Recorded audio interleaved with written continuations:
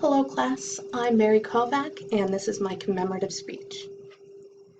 Imagine going to bed one night with what you thought was the flu, but when you woke up the next morning, you couldn't move your arms, couldn't move your legs, and couldn't even turn your neck.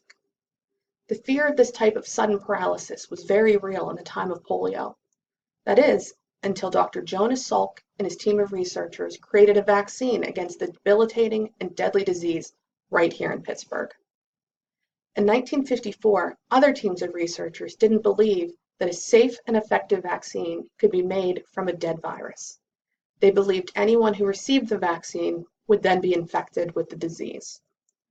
Dr. Salk and his researchers were so confident in their research that they became their own guinea pigs. They gave the vaccine to themselves and to their family members. They were able to prove that their vaccine was both safe and effective. Thanks to their research, they were able to almost completely eradicate polio.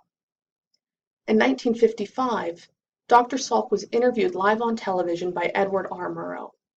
Mr. Murrow had asked Dr. Salk who owned the vaccine, who had a patent on it.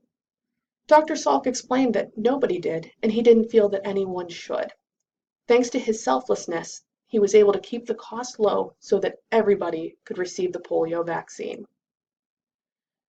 In closing, Voltaire once said, "The art of medicine is amusing your patient while nature cures the disease." It took a few hundred years to prove him wrong, but Dr. Salk was able to do just that. Through his selflessness and his dedication to public health, he was able to show that you were able to treat a patient before they even become sick in the first place. You didn't just have to wait for nature to take its course.